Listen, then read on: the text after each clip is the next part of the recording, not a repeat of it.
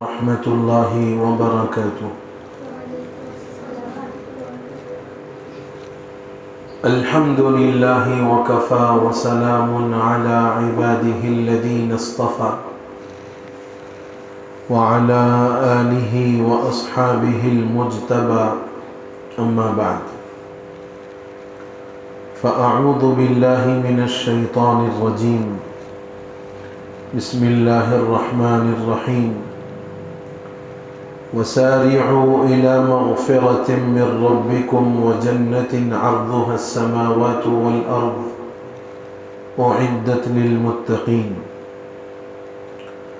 وقال النبي سيدنا محمد صلى الله عليه وسلم: العاقل من دان نفسه وعمل لما بعد الموت، والغافل من اتبع هواه وتمنى على الله، او كما قال صلی اللہ علیہ وسلم.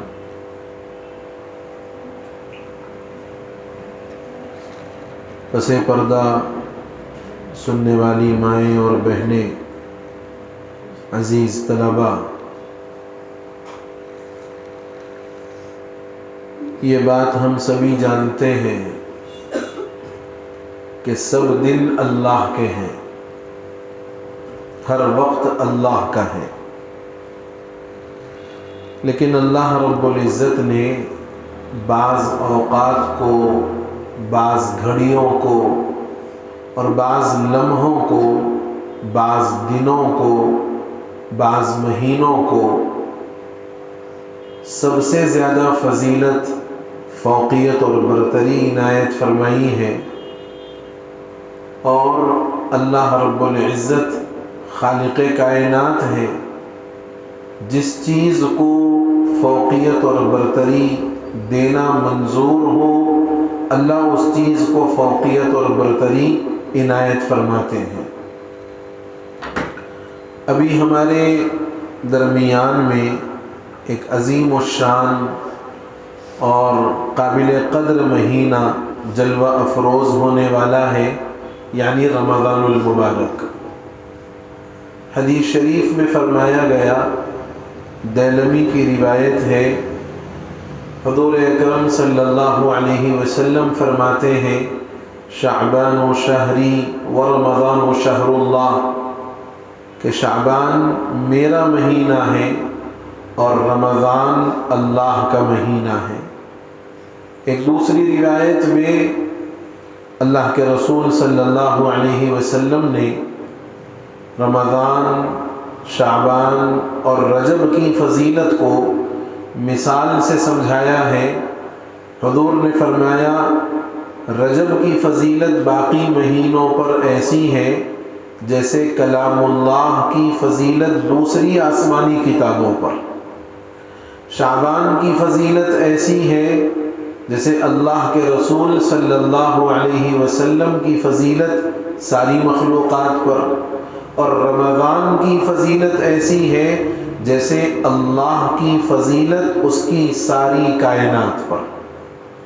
تو رمضان بڑا بابرکت مہینہ ہے، بڑا ہی محترم بالشان اور بڑا قابل قدر مہینہ ہے. ایک روایت میں اللہ کے رسول صلی اللہ علیہ وسلم نے فرمایا کہ اگر لوگوں کو یہ معلوم ہو جائے کہ رمضان کیا چیز ہے، رمضان کی کیا اہمیت ہے، رمضان میں عبادات کا ثواب کیسے ملتا ہے، اگر یہ بات امت کو معلوم ہو جائے تو پھر امت یہ تمنا کرے کہ کاش سارا سال رمضان رہتا، سارا سال رمضان رہتا. میری مائیں اور بہنیں، رمضان عنقریب ہمارے درمیان جلوہ افروز ہونے والا ہے. یہ خدا کی طرف سے وہ مہمان ہے جو ہم سبوں کو کچھ دینے کے لیے آ رہا ہے.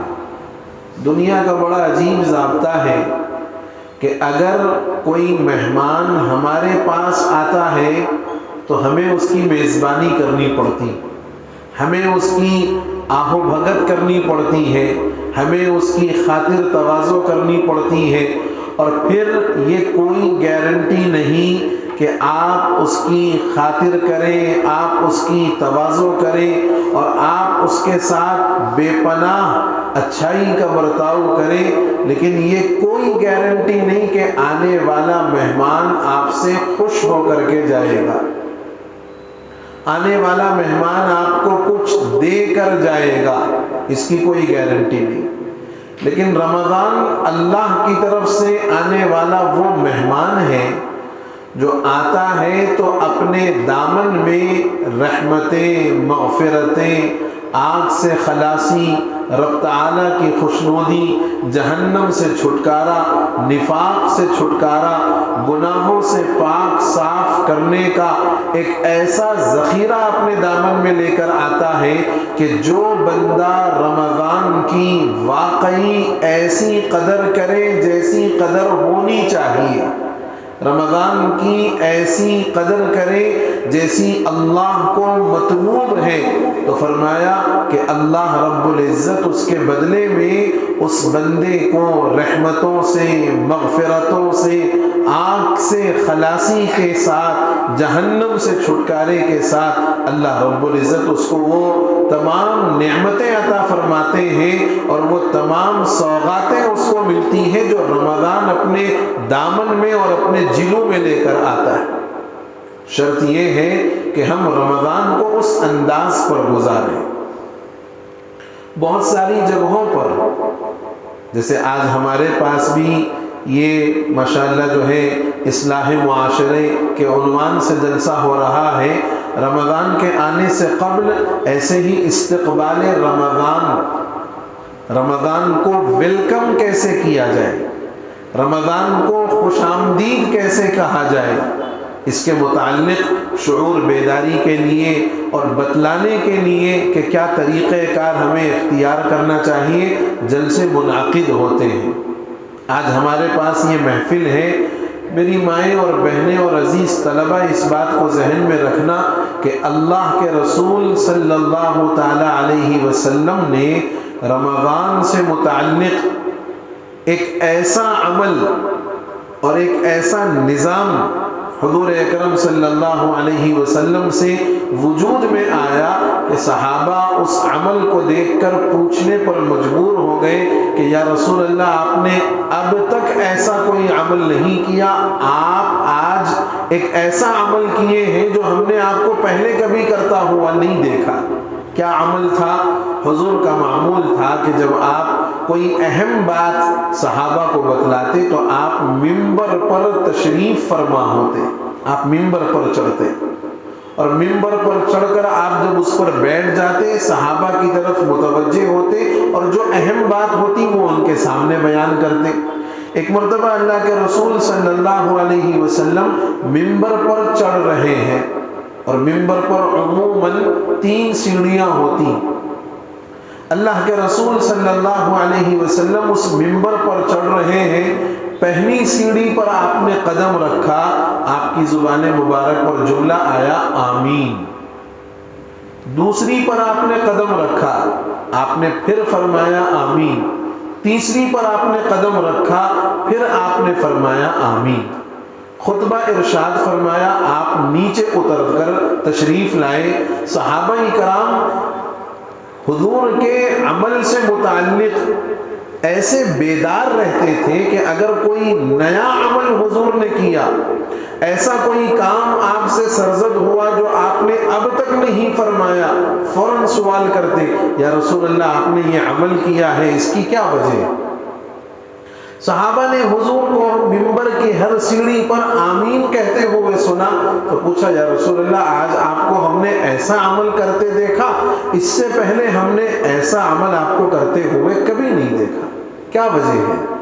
حضور نے فرمایا کہ میں جب ممبر پر چڑھ رہا تھا، میرے پاس حضرت جبرائیل علیہ السلام آئے اور انہوں نے آ کر میرے سامنے بددعا کی اور وہ بددعا ان کی ختم ہوئی تو میں نے اس پر آمین کہا۔ چنانچہ حضور تفصیل ارشاد فرماتے ہیں، کہا جب میں پہلی سیڑھی پر قدم رکھا تو حضرت جبرائیل نے بددعا فرمائی، ہلاک اور برباد ہو جائے ایسا مرد ایسی عورت، ایسا بندہ اور ایسی بندی کہ جس کے والدین میں سے دونوں یا ان دونوں میں سے کوئی ایک بڑھاپے کی عمر کو پہنچ جائے اور وہ ان کی خدمت کر کے اپنے آپ کو جنت کا مستحق نہ بنا لے۔ حضور نے فرمایا آمین۔ پھر حضور اکرم صلی اللہ علیہ وسلم نے دوسری سیڑھی پر قدم رکھا۔ حضرت جبرائیل نے بددعا فرمائی، ہلاک اور برباد ہو جائے وہ آدمی جس کو اللہ نے رمضان جیسا مبارک اور متبرک مہینہ عنایت فرمایا اور اس نے رمضان میں عبادات کے ذریعے اپنی مغفرت کا سامان طے نہیں کر لیا۔ ایسا آدمی اور ایسی عورت، ایسا بندہ اور ایسی بندی ہلاک ہو جائے۔ حضور نے فرمایا آمین۔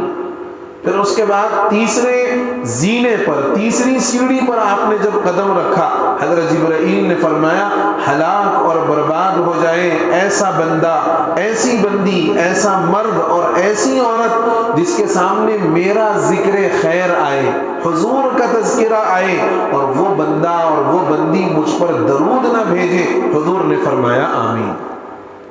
علماء لکھتے ہیں کہ حضرت جبرائیل ایسے جلیل القدر فرشتے ہیں اور ان کا ایسا مقام و مرتبہ ہے کہ سارے آسمان کے تمام فرشتوں کے سردار حضرت جبرائیل، اور حضرت جبرائیل کے مقام و مرتبے کو قرآن نے بیان کیا مطاع ثم امین، کہ یہ ایسا فرشتہ ہے کہ جس کی آسمانوں پر اطاعت کی جاتی ہے، یعنی جو وہ کہتے ہیں سارے فرشتے اس کو فالو کرتے ہیں، ان کی بات مانتے ہیں۔ فرمایا یہ مطاع ہے، ان کی بات مانی جاتی ہے۔ ثم امین، پھر امانت دار بھی ہیں، جو بات اللہ کی طرف سے ان کو دی جاتی ہے بغیر کسی کمی زیادتی کے جہاں تک وہ چیز پہنچانی ہوتی ہے آپ پہنچا دیتے ہیں۔ فرمایا یہ دو صفات ہیں، مطاع بھی ہے، امین بھی ہے۔ اور دوسرے اللہ کے پاس جو ان کا مقام و مرتبہ ہے، فرمایا روایات میں ہے کہ جب اللہ نے جنت کو بنا دیا، جنت بن کے تیار ہو گئی، سب سے پہلے کہا حضرت جبرائیل سے جاؤ جبرائیل جنت کی سیر کر کے آؤ۔ حضرت جبرائیل سیر کر کے ایک لمبے عرصے کے بعد آئے۔ کہا جبرائیل کیا دیکھا تم نے، تمہیں جنت کیسی محسوس ہوئی؟ فرمایا بڑے خوش قسمت ہیں وہ لوگ جو اس جنت کو پائیں گے اور جو ایک مرتبہ اس جنت میں جائے گا کبھی زندگی میں اس سے نکلنا نہیں چاہے گا۔ پھر اللہ نے فرمایا کہ جبرائیل میں نے جہنم بھی تیار کی ہے، ذرا اس کی بھی سیر کر کے آؤ۔ حضرت جبرائیل اس کی سیر کے لیے گئے، ایک لمبے عرصے کے بعد واپس آئے۔ اللہ نے پوچھا کہ جبرائیل کیسے محسوس کیا، کیا دیکھا تم نے؟ فرمایا جہنم اتنی خطرناک وادی ہے جو ایک مرتبہ چلا جائے ایک لمحے کے لیے اندر رہنا گوارا نہ کرے، اتنی خطرناک۔ تو یہ بات اس لیے عرض کر رہا ہوں کہ حضرت جبرائیل کا مقام و مرتبہ اور ان کی رفعت شان یہ ہے کہ اللہ کے یہاں آسمانوں میں وہ بڑے قابل قدر ہیں، بڑے عظیم ہیں اور بڑے جلیل القدر ہیں، ان کی بددعا ہی کافی ہے، اللہ اس کو لازم قبول فرماتے ہیں۔ لیکن یہاں حضرت جبرائیل کی بددعا کے ساتھ حضور کی آمین بھی شامل ہو گئی، تو اب اس کے قبول ہونے میں کوئی شک نہیں ہے، رتی برابر کا لازمی طور پر قبول ہونی ہے۔ اور قبول بھی اس لیے ہوگی کہ دعا یعنی بددعا کے الفاظ نکلے ہیں حضرت جبرائیل جیسے جلیل القدر فرشتے کی زبان سے، اور اس پر آمین نکلی ہے سید الانبیاء والمرسلین محمد الرسول اللہ صلی اللہ علیہ وسلم کی زبان مبارک سے۔ تین بددعائیں ہیں، ان میں جو ایک بددعا جو اس وقت ہمارا مستدل ہے یا ہم جس پر بات کریں گے، فرمایا اللہ ہلاک اور برباد کر دے اس بندے کو، اس بندی کو رمضان اللہ نے عطا فرمایا لیکن اس نے عبادات کے ذریعے اپنی مغفرت کا سامان نہیں بنایا، نہیں طے کیا۔ میری مائیں اور بہنیں غور کرو، سال بھر تو ہم اپنی منچاہی جیتے ہوئے آتے ہیں، سال بھر ہم اپنی مرضی کی جیتے ہیں، کبھی موقع مل گیا نماز پڑھ لی ہے، کبھی نہیں ملا نماز چھوڑ دیے۔ بعض تو وہ ہیں جن کو قضا کی بھی توفیق نہیں ہوتی، جن کو قضا کی بھی توفیق نہیں ہوتی، اور قرآن پاک ہمارے پاس عموماً نکلتا ہے تو مبارک راتوں میں نکلتا ہے۔ قرآن پڑھنے کا اگر کوئی مزاج ہے تو بہت مشکل ہے کسی کے انتقال پر قرآن پڑھا جاتا ہے، مبارک راتوں کے موقع پر پڑھا جاتا ہے۔ بہت کم گھرانے ہیں جہاں روزانہ قرآن کی تلاوت کا معمول ہے۔ آپ یاد رکھیں، جس گھر میں قرآن پڑھا جاتا ہے اللہ کی برکتیں وہاں پر اترتی، اللہ کی رحمتیں وہاں پر اترتی ہیں۔ شیاطین، جنات اور ان کے شرارتوں سے، ان کے اثرات سے وہ گھر پاک صاف ہو جاتا ہے۔ لیکن ہمارے پاس قرآن کی تلاوت کی آواز نہیں آتی، لیکن ٹی وی کی آواز لازم آتی۔ نماز مس ہو گئی اتنا غم نہیں ہوتا، لیکن ٹی وی سیریل مس ہو گیا تو بڑا غم ہوتا۔ اب میرے ماؤں اور بہنوں، آپ بتاؤ کہ جب ہمارا مزاج ایسا بنا ہوا ہے تو اللہ کی طرف سے رحمت کے فیصلے کہاں سے آئیں گے؟ اللہ کی طرف سے خیر کے فیصلے کہاں سے آئیں گے؟ ہونا تو یہ چاہیے کہ ماں اور باپ دونوں مل کر تلاوت کرتے، دونوں مل کر دین کی بات کرتے، دونوں مل کر اپنے بچوں کی تربیت کرتے۔ اگر یہ مزاج بنتا تو پھر اولاد مطیع بنتی، نیک بنتی، صالح بنتی۔ لیکن یہ مزاج چونکہ آہستہ آہستہ ختم ہوتا جا رہا ہے، جس کی وجہ سے اولاد مطیع اور فرما بردار نہیں بن رہی۔ رمضان آ رہا ہے تو یہ تیاریاں ہیں کہ کب کون سی ڈش بنائیں گے، کب حلیم بنے گی، کب دہی بڑے بنیں گے، کب فنا بنے گا، کب نئی نئی ریسیپیز یوٹیوب پہ دیکھ کر کے ہم بنائیں گے۔ یہ ہماری فکریں ہیں اور یہ ہماری سوچ ہے، لیکن یہ سوچ الا ماشاءاللہ ہوگی کہ یہ سوچا جائے اور یہ فکر کی جائے رمضان آ رہا ہے، میں کتنے قرآن رمضان میں تلاوت کروں، رمضان آ رہا ہے میں کتنے پارے روزانہ تلاوت کا معمول بناؤں، رمضان آ رہا ہے میں ایک سنت اور ایک نفل نہ چھوڑوں، رمضان آ رہا ہے میں ایک تہجد کی نماز قضا نہ کروں، رمضان آ رہا ہے میں ذکر و اذکار کے اندر اپنے آپ کو لگاؤں۔ یہ ماحول اور یہ مزاج بننے کی ضرورت ہے۔ عموماً ہمارے پاس رمضان آیا تو کھانے اور پینے اور شاپنگ کے نام پر رمضان ہمارا گزر جاتا۔ علماء نے لکھا ہے کہ دو کام رمضان میں کسی قیمت پر نہ کرو، کسی قیمت پر نہ کرو۔ ایک کام یہ ہے کہ رمضان میں غیبت نہ کرو، ایک دوسرے کی برائیاں نہ کرو۔ رمضان آیا یہ اس لیے کہ یہ ہمارے گناہوں کو دھلنے کے لیے آیا ہے۔ علماء نے لکھا ہے کہ رمضان کے 5 حروف ہیں، را، میم، واد، الف، نون۔ یہ الف نون کو الف نون زائدتان کہتے ہیں، اور یہ را، میم، واد جو ہے یہ مادہ کہلاتا ہے، اصل حروف۔ ان 3 حروف کے معنی کے اندر جو مطلب نکلتا ہے وہ ہے جلا کر خاک کر دینا، جلا کر خاک کر دینا، یعنی بالکل راکھ بنا دینا۔ علماء فرماتے ہیں کہ رمضان اللہ نے اس لیے عطا فرمایا تاکہ یہ لوگوں کے گناہوں کو اور ان کے گناہوں کے برے اثرات کو جلا کر ختم کر دے، ان کو بالکل پاک صاف کر دے۔ رمضان اس لیے آیا، لیکن ہمارا مزاج یہ بنا ہوا ہے، رمضان آیا تو کون سے نئے نئے فیشنیبل کپڑے مارکیٹ میں آ رہے ہیں۔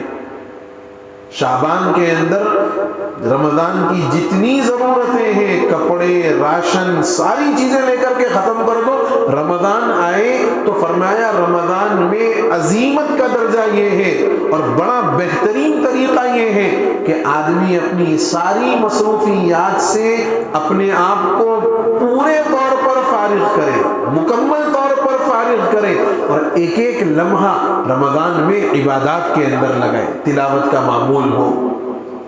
نوافل کا اہتمام ہو۔ فرمایا عام دنوں میں آدمی ایک فرض ادا کرتا ہے تو ایک کا ثواب ایک، اور بہت ہو گیا ایک کا ثواب قرآنی ضابطے کے اعتبار سے 10، لیکن رمضان میں ایک فرض بندہ ادا کرتا ہے، فرمایا 70 فرض ادا کرنے کا ثواب نامہ اعمال میں لکھا جاتا ہے۔ ایک نفل ادا کرتا ہے، یہ ایک نفل کا ثواب نامہ اعمال میں ایک فرض ادا کرنے کے برابر لکھا جاتا ہے۔ اب آپ اندازہ لگاؤ کہ ایک نفل کا ثواب ایک فرض، اور ایک فرض کا ثواب 70 فرائض، تو اللہ کے پاس تو گویا رمضان میں نیکیوں کے عطا کرنے کا بمپر آفر ہے، بڑا آفر لگا ہوا ہے۔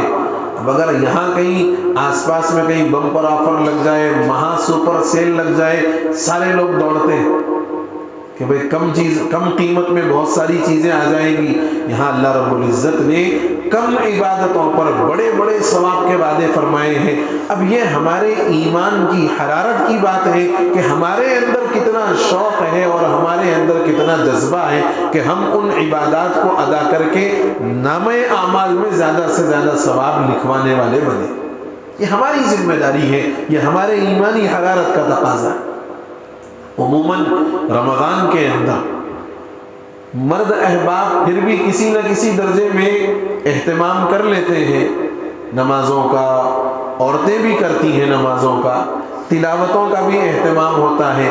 2-3 چیزیں ایسی ہیں جس میں خواتین کی طرف سے تھوڑی سی بے احتیاطی ہوتی، اور اس بے احتیاطی کو ختم کرنے کی ضرورت ہے۔ سب سے پہلی چیز، خواتین کے لیے تراویح کی نماز ویسے ہی سنت مؤکدہ ہے جیسے مردوں کے لیے،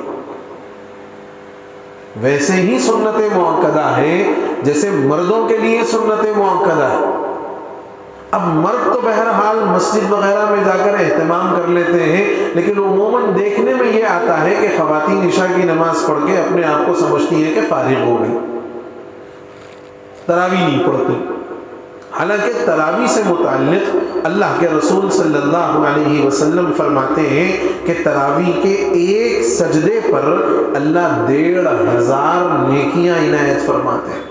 ایک سجدے پر، تراویح کی ایک رکعت میں 2 سجدے، تو ایک رکعت میں 3000 نیکیاں، 2 رکعت میں 6000 نیکیاں، اور 20 رکعت میں 40 سجدے۔ اب آپ اندازہ لگاؤ کہ کتنی نیکیاں ہمارے نامہ اعمال میں اللہ تعالیٰ دینے کے لیے تیار ہے۔ بس اتنا ہے، تھوڑا سا ہمیں وقت نکال کر 20 رکعت نماز تراویح کا اہتمام کرنا ہے، 20 رکعت نماز تراویح کا اہتمام کرنا ہے۔ خواتین کے لیے یہ بڑی سہولت ہے کہ وہ قرآن نہیں پڑھ سکتے پورا تو کوئی مسئلہ نہیں، علم ترا سے پڑھو، علم ترا سے والناس تک کی 10 سوریں 10 رکعتوں میں ہو جائیں گی، اگلی 10 رکعتوں میں پھر علم ترا سے والناس، یہ 10 سوریں، یعنی ٹوٹل 20 رکعت میں علم ترا سے والناس تک کی صورتوں کو 2 مرتبہ پڑھ لو، آپ کی تراویح مکمل۔ صورتیں بھی چھوٹی چھوٹی ہوتی ہیں، زیادہ لمبا ٹھہرنا بھی نہیں ہے، اور آپ کی تراویح مکمل ہو گئی، اور آپ کے نامہ اعمال میں تراویح کے ایک دن کی تراویح کے لاکھوں لاکھ نیکیاں نامہ اعمال کے اندر جمع۔ دل کے اندر داعیہ ہو کہ مجھے نیکیاں کمانا ہے، رمضان اب ملا ہے، یہ ضروری نہیں ہے کہ آئندہ رمضان مجھے ملے گا یا نہیں ملے گا، یہ ہو پائے گا کہ آئندہ میں رمضان تک زندہ رہوں یا نہ رہوں۔ اس لیے علماء فرماتے ہیں ہر آدمی کو چاہیے کہ ہر رمضان یہ سوچ کر کے گزارے اور اس انداز پر گزارے کہ یہ ہو سکتا ہے کہ میری زندگی کا آخری رمضان ہو، شاید اس کے بعد مجھے رمضان نصیب نہ ہو۔ یہ سوچ کر اگر بندہ رمضان گزارتا ہے تو پھر رمضان کے گزارنے کا مزہ ہی کچھ اور ہوتا ہے۔ تو پہلی چیز ماؤں اور بہنوں کی خدمت میں رمضان سے متعلق یہ ہے کہ نماز تراویح کا اہتمام لازم کریں، چاہے آپ علم ترا سے والناس تک کی صورتوں کو پڑھ لیں، لیکن 20 رکعت نماز تراویح آپ کو ہر حال میں ادا کرنی۔ دوسرا مسئلہ وہ یہ ہے کہ بہت ساری خواتین یہ سمجھتی ہیں کہ شوگر ہو گیا تو اب روزے تو ہم نہیں رہ سکتے، لہذا فدیہ دے دو. روزوں کا کفارہ کیا ہو رہا وہ سوچ کے وہ معلوم کر کے وہ کفارہ ادا کر دو. اور سمجھتے ہیں کہ بھئی ہم بری ہو گئے, ہمارے سے اب کوئی پوچھ نہیں. سب سے پہلی بات, شوگر کے جو مریض ہوتے ہیں, شوگر جن کو ہوتا ہے, ان کے لیے پہلی بات یہ ہے کہ وہ کسی دین جاننے والے, مذہب سے واقف ہونے والے, روزے رمضان کی اہمیت کو سمجھنے والے مسلمان ڈاکٹر سے رجوع کرے, اور رجوع کرنے کے بعد اپنی پوری کیفیت اس کے سامنے رکھے. وہ اگر کہے تب بھی یہ کوشش کرے کہ ایک آدھ روزہ رکھ کر کے دیکھے, ایک آدھ روزہ رکھ کر کے دیکھیں کہ کیا میں رمضان میں ایک روزہ رکھ کے اس کے حساب سے, اس کے مطابق میں روزہ گزار سک رہا ہوں یا نہیں. میں اگر روزہ رکھوں گا تو میرے لیے کوئی پریشانی, کوئی مسئلہ تو نہیں ہوگا. یہ معلوم کرے پہلے, عملی طور پر کوشش کر کے اس بات کو جو ہے طے کرے. صرف ڈاکٹر نے کہہ دیا, فلاں نے کہہ دیا, نہیں لوگ شوگر والے نہیں رہ سکتے, اپنے طور پہ خام خیالی میں رمضان جیسے عظیم مہینے کی انتہائی اہم اور ضروری عبادت روزے کو چھوڑ دینا یہ مناسب نہیں. علماء نے لکھا ہے کہ اگر کسی بندے کا ایک روزہ رمضان میں چھوٹ گیا کسی وجہ سے, فرمایا اس ایک روزے کی تلافی کے لیے اگر وہ ساری زندگی, ساری عمر روزے کی حالت میں گزار دے تب بھی وہ ایک رمضان کے روزے کے برابر ثواب نہیں مل سکتا. یہ سب سے اہم مسئلہ ہے. تو شوگر کے مریض ہونے کی وجہ سے یہ سوچ کر کے نہیں اب ہمارے کو روزہ نہیں رہنا ہے, ہم کفارہ دے دیں گے اور فنا کر دیں گے, یہ سوچ کر اور یہ نیت اور یہ ذہن بنا کر اگر کفارہ دیں گے تو پھر اللہ کے یہاں نہ تو وہ قبول ہوگا نہ ہمیں عبادت کا موقع ملے گا. پہلے عملی طور پر کوشش کریں, صرف اپنے طور پر فیصلہ کر لینا یہ مناسب نہیں. گویا یوں ہم ظاہر کر رہے ہیں کہ ہمارے یہاں رمضان کی اور روزوں کی کوئی زیادہ اہمیت اور وقعت نہیں. اس لیے اس مزاج کو بدلنے کی ضرورت ہے. پہلے کسی ماہر ڈاکٹر سے جو دین کو جاننے والا, روزے نماز کی اہمیت سے واقف ہے اور وہ دیندار ہے, اس سے جا کر کے پہلے مشورہ, اس سے مشورے کے بعد عملی طور پر ایک آدھ روزہ رکھ کر کے دیکھیں. واقعتاً ایسی حالت ہو رہی ہے کہ اب بالکل ہم سے نہیں ہو پا رہا ہے تو پھر ایک دوسری شکل ہے کہ بھئی یہ معذور کے درجے میں. لیکن جب تک عملی طور پر اس کو طے نہ کر لیا جائے, اپنے طور پہ یہ فیصلہ کر لینا یہ مناسب ہے. دوسری چیز اس پر توجہ کی ضرورت ہے.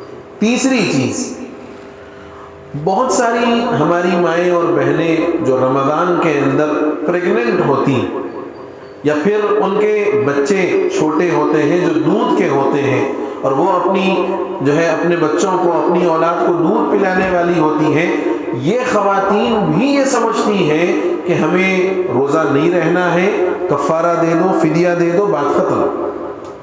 ایسے کئی مسائل رمضان کے موقع سے فون پر آتے ہیں, معلوم کیے جاتے ہیں کہ صاحب ایسا ہے, حالت حمل میں ہے, دودھ پلانے کا زمانہ چل رہا ہے, عورت روزہ نہ رہے اور فدیہ دے دے تو کیا مسئلہ حل ہو جائے گا. یاد رکھنا چاہیے دودھ پلانے والی خاتون اگر روزہ رہے اور اس کی وجہ سے بچے کی غذا پر کوئی اثر پڑ سکتا ہو اور بچے کے لیے کوئی تکلیف ہو سکتی ہو, اسی طریقے سے پریگننٹ عورت اگر روزہ رہے تو اس کی طبیعت پر کوئی فرق پڑ سکتا ہو یا اندر بچے کی نشو و نما میں کچھ فرق پڑ سکتا ہو, تو اس کے لیے اجازت یہ ہے کہ اب تو روزہ نہ رکھے, اب تو روزہ نہ رکھے, لیکن جب یہ پیریڈ گزر جائے, حمل کا زمانہ گزر جائے, مدت رضاعت گزر جائے, دودھ پلانے کا زمانہ گزر جائے, اب اس کے بعد جب اچھے ایام آ جائیں صحت مندی کے اور بچہ بھی جو ہے دودھ وغیرہ چھوڑ دے, تو فرمایا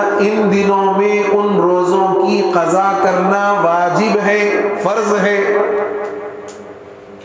ان دنوں میں روزوں کی قضا فرض ہے. اگر روزے کی قضا نہیں کریں گے تو روزہ چھوڑنے کا گناہ نامہ اعمال میں لکھا جائے گا. یہاں رخصت دی گئی ہے, معاف نہیں کیا گیا.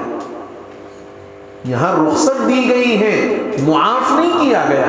جیسے حالت حیض میں عورت کو نماز معاف ہے لیکن روزہ معاف نہیں ہے، روزے کی قضا بہرحال کرنی ہے، بہرحال کرنی ہے۔ تو یہ جو ذہن بنا ہوا ہے کہ پریگننٹ ہے، دودھ پلانے کا زمانہ ہے، لہذا ہم روزہ نہیں رکھیں گے، فدیہ دے دیں گے، یاد رکھنا وہ فدیہ نفلی صدقہ تو ہو جائے گا لیکن روزے کا بدل کسی قیمت پر نہیں ہوگا۔ روزے کا فدیہ صرف شیخ فانی کے لیے اجازت ہے، عام دوسرے مسلمانوں کے لیے فدیے کی اجازت نہیں ہے، الا یہ کہ وہ اتنا معذور ہو، اتنا مجبور ہو کہ اب وہ روزہ رکھ ہی نہیں سکتا اور اس کی موجودہ حالت دیکھ کر اس کے لیے فدیے کا حکم دیا جائے تو وہ اس کا مستحق بنے گا، لیکن ہر کس و ناکس فدیہ دے کر اپنے آپ کو روزے سے بری نہیں کروا سکتا۔ سال بھر ہم کھا رہے ہیں، سال بھر پی رہے ہیں، ایک مہینہ اللہ کے نام پر وہ بھی چند گھنٹوں کے لیے بھوک اور پیاس کو برداشت کرنا کون سی بڑی بات ہے؟ اگر فاقے کی نوبت آ جائے اور گھر کے اندر فاقے چلے تو لوگ دو دو دنوں تک بھوکے رہ جاتے ہیں اور اس فاقے پر کوئی اجر بھی نہیں ہے، لیکن روزے کے بارے میں فرمایا چند دن اور چند گھنٹوں کے لیے بھوک اور پیاس کو برداشت کر دینا، فرمایا الصوم لی وانا اجزی بہ وفی روایت وانا اجزا بہ، فرمایا روزہ بندے کی طرف سے میرے لیے ایک بہت بڑا تحفہ ہے اور اس تحفے کا میں اس کو جو بدلہ دوں گا یہ کہ میں خود بندے کو مل جاؤں گا، میں خود بندے کو مل جاؤں گا۔ ایک مرتبہ بادشاہ نے اپنے دربار کے اندر ایک اعلان کیا، کہا کہ آج ہم ایک اعلان یہ کر رہے ہیں کہ جو جس پر ہاتھ رکھ دے گا وہ چیز اس کی، جو جس پر ہاتھ رکھ دے وہ چیز اس کی۔ بادشاہ نے اعلان سے پہلے اشرفیوں کا ڈھیر، سونے کا ڈھیر، چاندی کا ڈھیر، ہیرے جواہرات، موتی، ان کے ڈھیر، کپڑوں کا، غلے جات کا، اناج کا اور کئی ساری قیمتی چیزوں کے ڈھیر لگا دیے اور اعلان کر دیا کہ جو جس ڈھیر پر ہاتھ رکھ دے وہ اس کا۔ بادشاہ کے اس اعلان پر وہاں ایک باندی کھڑی ہوئی تھی، اس کنیز نے بادشاہ کی خدمت میں حاضر ہو کر عرض کیا، بادشاہ سلامت آپ نے جو اعلان کیا وہ بالکل درست ہے، صحیح اعلان ہے، پکا اعلان ہے؟ تو بادشاہ نے کہا کہ بالکل درست اعلان ہے، بالکل پکا اعلان ہے۔ تو اس باندی نے بادشاہ کے سر پر ہاتھ رکھ دیا، سارے لوگ ادھر ادھر دوڑتے ہوئے، کوئی اناج پر ہاتھ رکھ رہا ہے، کوئی سونے پر ہاتھ رکھ رہا ہے، کوئی چاندی کے ڈھیر پر ہاتھ رکھ رہا ہے، کوئی اور ڈھیر پر ہاتھ رکھ رہا ہے۔ اس باندی نے بادشاہ کے سر پر ہاتھ رکھا، کہا بادشاہ سلامت آپ نے کہا کہ جو جس پر ہاتھ رکھ دے وہ اس کا ہے۔ اب باندی نے بادشاہ کے سر پر ہاتھ رکھا، گویا بادشاہ اس باندی کو مل گیا تو یہ سارے ڈھیر اور سارے ذخیرے بھی اس کے ہو گئے۔ تو جس کو اللہ مل جائے اس کو سب کچھ مل جاتا ہے۔ اور فرمایا روزے کا بدلہ یہی ہے کہ اللہ روزے کے بدلے میں روزے دار کو مل جاتے ہیں، اور جس کو اللہ مل جائے، جس کا اللہ ہو جائے، ساری دنیا اس کی ہو جاتی ہے۔ من کان للہ کان اللہ لہ، جو اپنے آپ کو اللہ کے حوالے کر دے تو پھر اللہ بھی اس کا ہو جاتا ہے۔ تو میری مائیں اور بہنیں، یہ بڑا عظیم الشان اور متبرک مہینہ آ رہا ہے، اس مہینے کی جہاں تک ہو سکے ہمیں قدردانی کرنی، اور قدردانی کیا کہ اپنے اوقات میں سے زیادہ وقت عبادات رمضان کے لیے فارغ کرنا ہے۔ نماز کی پابندی، کوئی نماز ہماری ماؤں اور بہنوں کی، کسی مسلمان کی، رمضان ہو یا غیر رمضان ہو، چھوٹنے نہ پائے۔ نماز کے ساتھ ساتھ تلاوت کا اہتمام، روزانہ ایک پارے کے پڑھنے کا معمول بناؤ۔ ادھر رمضان شروع ہوگا، قرآن شروع ہوگی، اور رمضان ختم ہوگا، آپ کا قرآن مکمل ہو جائے گا۔ اور یہ ترتیب بنا لو، خاص طور سے مائیں بہنیں، ہر نماز میں پاؤں پارا، ہر نماز میں پاؤں پارا، یہ ترتیب اگر بناؤ گے 4 نمازوں میں آپ کی ایک پارے کی تلاوت ہو جائے۔ 4 نمازوں میں آپ کے ایک پارے کی تلاوت ہو جائے گی، تراویح کے بعد اپنا ذکر و اذکار میں، دعاؤں میں۔ فرمایا رمضان کے اندر 2 وقت ایسے ہیں جب اللہ ضرور بندے کی دعا کو قبول فرماتا ہے۔ ایک ہے افطار کے وقت، ہماری ماں بہنیں پورے افطار کے وقت میں سیرن ہونے تک کچن میں رہتے، دال ابالنا باقی ہے، بھجیے تلنا باقی ہے، فروٹ کاٹنا باقی ہے، نہیں آج پکوڑی بنانا تھا، نہیں آج ہریس بنانا تھا، نہیں آج ہمارے کو رگڑا بنانا تھا، وہ آج ہمارے کو جو ہے نا یہ چنے جو ہے نا بھوننا تھا۔ یہ ساری چیزیں، رمضان ایک مہینہ بھوک پیاس برداشت کرنے کا مہینہ ہے۔ ایسا نہیں کہ سحری میں جو ہے بھائی دن بھر نہیں کھانا ہے بول کے پورا سحری کے اندر 2 ٹائم کا ہضم کر دیے، اور افطار کے اندر اماں دن بھر نہیں کھا کے تھا میں اس واسطے افطار کے اندر دے دیے تیسرے حکم تک۔ رمضان بھوک پیاس محسوس کرنے کا مہینہ ہے۔ حضور نے فرمایا تاکہ رمضان مواقعات کا مہینہ ہے، بھائی چارگی کا مہینہ ہے، غم گساری کا مہینہ ہے۔ اور غم گساری کب ہوگی؟ جب آپ کو وہ غم کا احساس ہوگا، تبھی تو آپ کو معلوم ہوگا کہ بھوک اور پیاس کیا ہوتی، اور یہ چند گھنٹوں کے واسطے۔ رمضان کے ایک نظام العمل میں یہ بھی طے کر لو کہ پیٹ جتنا ہلکا ہوگا عبادت اتنی مضبوط ہوگی،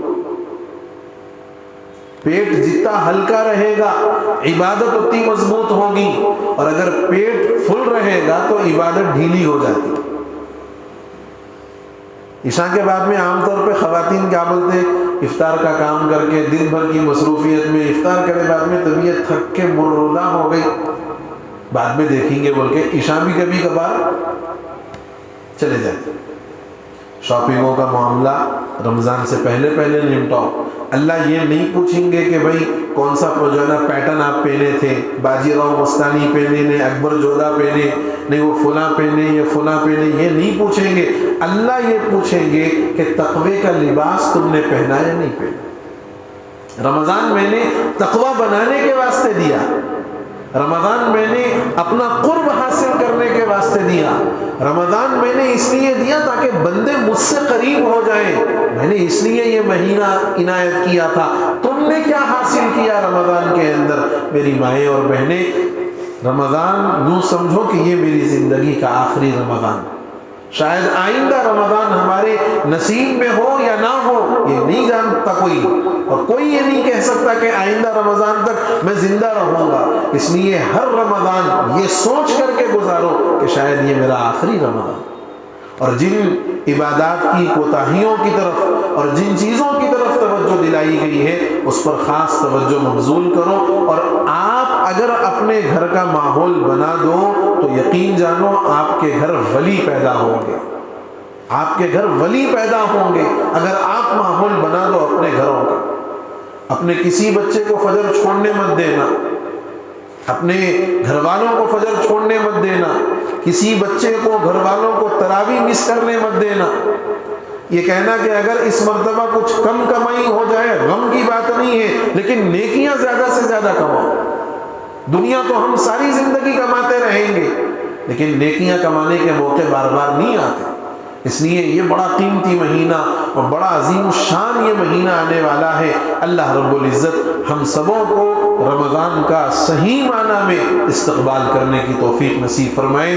رمضان آنے سے قبل اپنے دلوں کو عبادت کے لیے تیار کر لو، رمضان آنے سے قبل اپنے دلوں میں عبادت کی لذت محسوس کرنے والا مزاج بنا لو، کیونکہ گناہوں سے بھرا دل اور گناہوں کی بدبو میں بسا ہوا دل نہ کبھی عبادت کے لیے تیار ہو سکتا ہے، نہ اس کو کبھی عبادت کی لذت محسوس ہو سکتی ہے۔ اس لیے اپنے دلوں کو پاک صاف کرو کینے سے، حسد سے، جلن سے، اور اپنے رشتوں کو اچھے سے اچھے انداز میں اور بہتر سے بہتر انداز میں نبھاتے ہوئے چلو۔ یہ موقع اللہ عنایت فرما رہے ہیں۔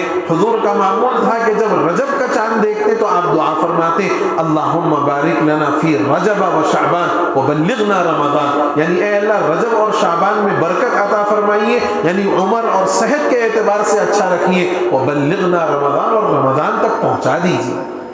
یہ حضور کی دعائیں ہیں۔ تو میری مائیں اور بہنیں، بڑا عظیم الشان مبارک مقدس مہینہ اللہ ہم سبوں کو عنایت فرمانے والے ہیں۔ سب سے پہلے اس پر شکر گزاری کے جذبے کے ساتھ اللہ کے سامنے عاجزی اور تضرع کرتے ہوئے اس کا شکر ادا کریں اور اللہ سے توفیق مانگیں کہ رمضان اگر آپ عنایت فرما دیں، ہمیں فرائض کا بھی پابند بنائیے، سنتوں کا بھی پابند بنائیے، ہمارا ایک نفل کو چھوڑنا ناممکن ہو جائے، ہمیں تلاوت کا پابند بنائیے، ہمیں ذکر کا پابند بنائیے، ہمیں کھانے پہننے اور گھومنے سے زیادہ آپ کی رضا اور آپ کا قرب عنایت فرما دیجئے۔ یہ جذبے کے ساتھ ہم رمضان کا استقبال کریں اور اللہ سے مانگتے رہیں اللہ تعالیٰ مجھے، آپ کو اور پوری امت مسلمہ کو رمضان کا صحیح معنی میں استقبال کرنے اور عبادات رمضان کو خوب سے خوب، بہتر سے بہتر انداز میں ادا کرنے کی ہم سبوں کو توفیق خیر نصیب فرما دے۔ آمین یا رب العالمین، وآخر دعوانا ان الحمد للہ رب العالمین۔